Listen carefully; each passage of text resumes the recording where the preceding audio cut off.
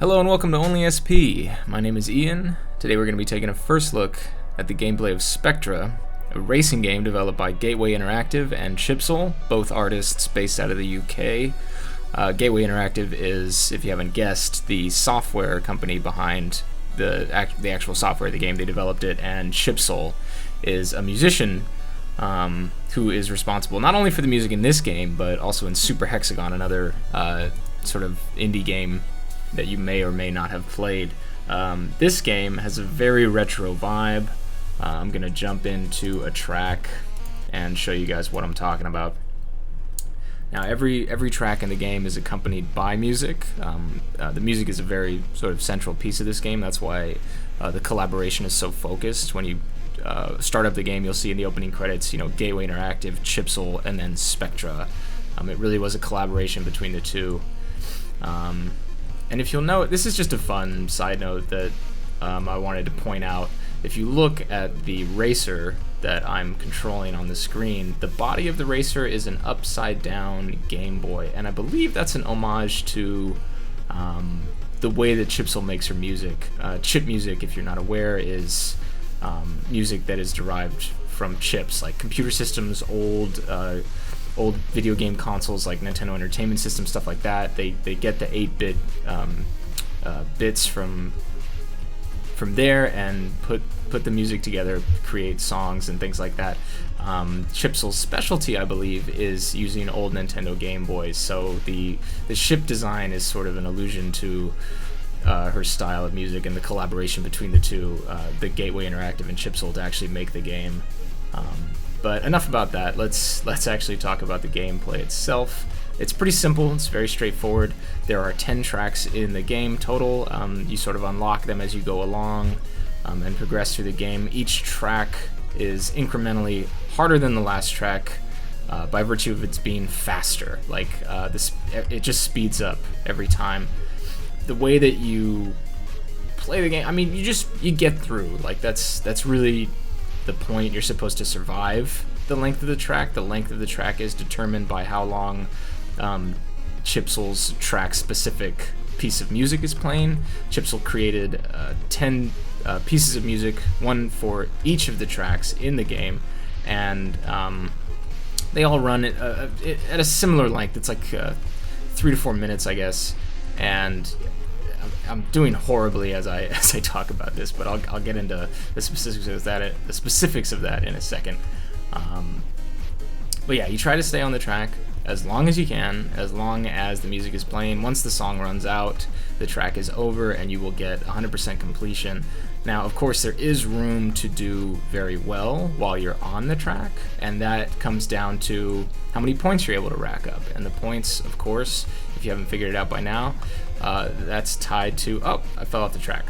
I'm going to restart this track so I can continue talking about how to rack up points while I fail miserably to rack up points. Racking up points, as I was saying, is tied to these gold boxes that I'm collecting. Every time you run into a gold box, there's a short cooldown timer. Let the cooldown timer go all the way, and however many points you've accumulated by hitting gold boxes will be added to your total. Now, if you run into one of these purplish pink barriers before the timer has run out and you're able to add those points to your total, you will lose those points. So there's sort of a risk reward. You can see I just hit a barrier and I lost the 20 points that I had racked up. But yeah, there's a risk reward system in the game. It's sort of nerve-wracking at first, like trying to find a balance between hitting the gold boxes and not hitting the barriers, and especially when you've got like multipliers going on. If you run across a speed up patch like this one right here and this one right here, the multiplier goes up and you're able to rack up more points at a time. And then you've got like a row of barriers to avoid, and you don't want to lose all those points that you've been racking up. Sometimes you can get score streaks going in the thousands, and then you'll hit a barrier. This is in the later levels, of course, but you'll hit a barrier and you'll lose your thousands of points, and it's absolutely maddening. This game has that addicting arcade vibe to it where you just want to keep doing better and better.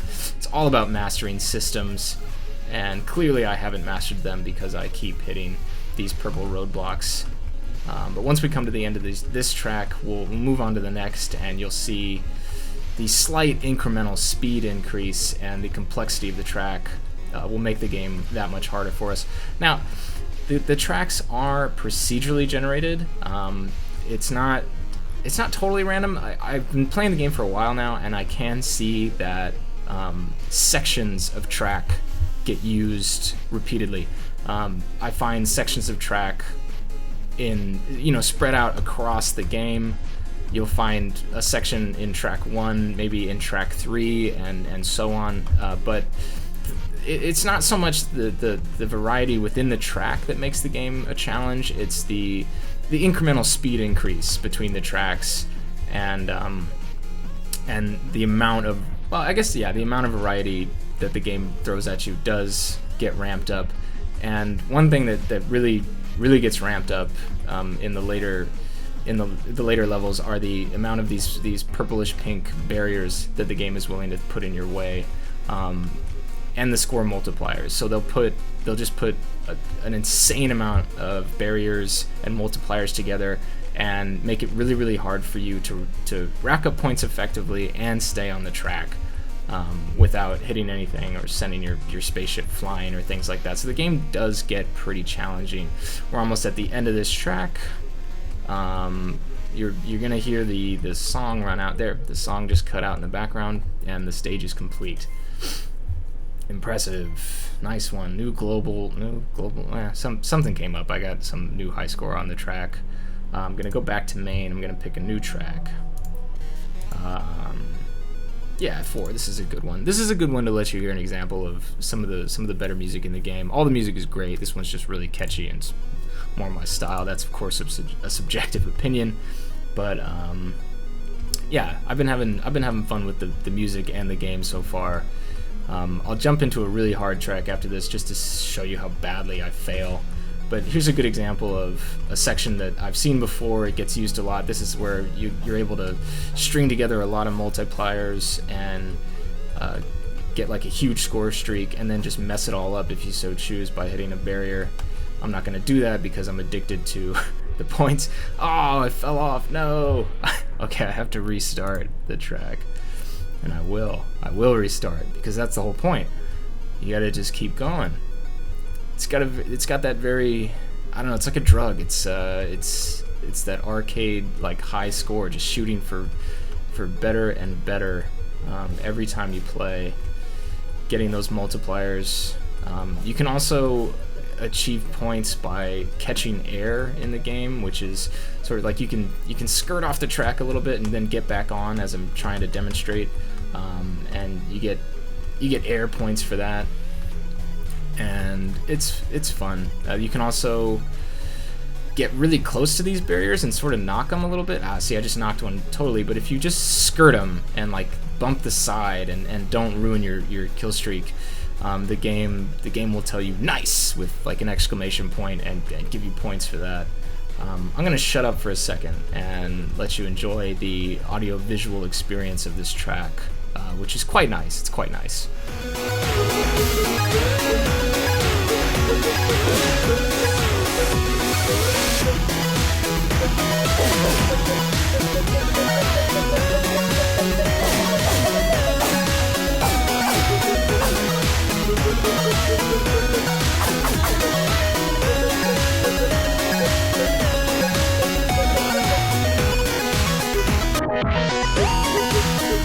Shutting up has also let me demonstrate my wicked skills. As you can see, I didn't lose that crazy score streak that I had. It's much harder to play the game and talk at the same time, but it's a difficult game to begin with. I remember I played a good bit of it now, but when I was first starting out, I didn't have my bearings on any of the gameplay mechanics, and I was constantly falling off the track and losing my skill streaks. It's really, the joy of the game comes from mastering the simple mechanics that are there. And one of the best things about the game is that the mechanics work. They're really solid. Everything does what it's supposed to do. This game actually started, I believe, on Windows Phone. It made its way to Xbox One as a full HD port. I just lost 550 points by running into a barrier. Damn it. But yeah, it started on Xbox. No, it started on Windows Phone, made its way to Xbox One. Now it's being ported to PC. I fell off the track. I'm gonna select a new one. But Gateway has been pretty adamant about their PC port. They are stressing the fact that they took time, and they didn't just make a shoddy port, and it really shows. Like, everything works the way it's supposed to work. I get 60 solid frames. It's not a hard game to run, but there's never a hiccup. It's very, very smooth, and that's what you want from a really fast-paced racer game like this. You don't want there to be any technical issues, and there aren't, so that's good. I'd say the game has a substantial amount of replay value if you're interested in perfecting your playstyle and achieving those crazy high score streaks. If there's one criticism I can throw at it right now, it's that maybe it's a little one note. Like, all the tracks look the same. The visual style doesn't differentiate a whole lot, but there's so much going on that's sort of a hard criticism to level against it. The music is great. It changes from track to track. You can tell a lot of love and time went into it, and the design of the game is just so likable. If you're into the retro sort of nostalgia game scene right now, they really did a fine job putting it together. This is actually the hardest track in the game. I don't know if you can notice, your spaceship moves the fastest, and there are the most amount of barriers, and I'm just getting wrecked by running into obstacles and losing my score streaks. But it's still fun. I'm probably not going to complete this track. I'm going to fall off at some point, I'm sure of it. I haven't completed this track yet. But yeah, it gives you a good sense of how hard the game is going to get. There's plenty of like Steam achievements. There's plenty of, oh wow, yeah, see, there's just so much going on this track, and I'm having trouble talking over it. But yeah, there's Steam achievements, and there's different sort of milestones you can set within the game. Every track has a percentage completed thing. You can try to better yourself. You can try to better your high score. So yeah, it's all about that arcade drive to do better than your last time. And clearly I don't have the systems down well enough to really master this track. Just waiting for an obstacle to come up and actually kick me off the track. That's what is inevitably going to happen here. Wow.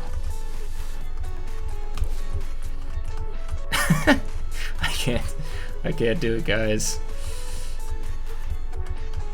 Nope, there we go. Well, dude, new track high score. I got 2 stars instead of the 1 star I had before, so that's progress. But that is going to be it for our gameplay demo for today.